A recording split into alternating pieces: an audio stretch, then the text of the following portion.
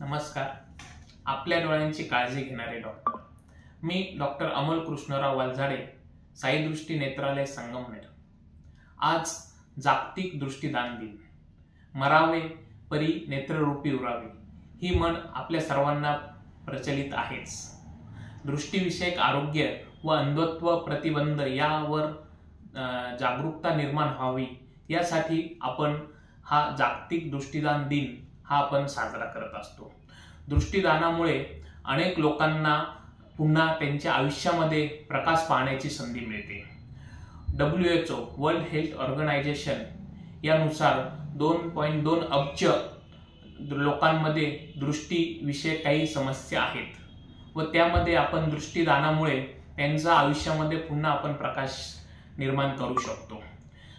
यासाठी सर्वात सोपी अशी प्रक्रिया आहे.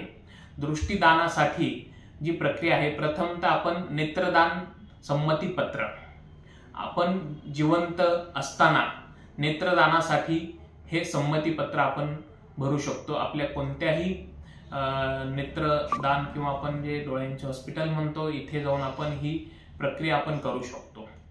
किंवा व्यक्ती मृत झाल्यानंतर त्याचे नातेवाईक सुद्धा आपल्याला ही संमती देऊ शकतात. दुसरं म्हणजे नेत्र संकलन.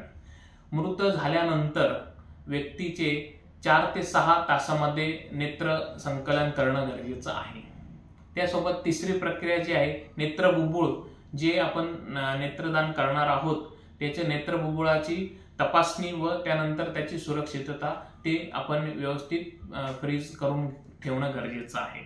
आणि चौथी स्टेप जी आहे ती नेत्र प्रत्यारोपण, म्हणजे ज्या व्यक्तीला दृष्टी संबंधित काही समस्या आहेत त्यामध्ये हे नेत्र प्रत्यारोपण केले जातं. त्यामुळे त्यांच्या आयुष्यामध्ये प्रकाश निर्माण होतो.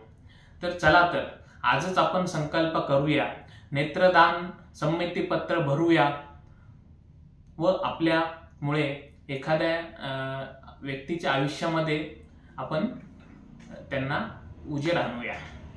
आपल्याला यानंतर कोणतेही जग पाहण्यासाठी सर्वात महत्त्वाचं हे डोळे आहे व आपले डोळे हे आपल्यानंतरही ते जग पाहतील. तर चला सर्वांनी आपण आज संकल्प करूया, दृष्टीदानाच्या दिनानिमित्त सर्वांनी आपण नेत्रदान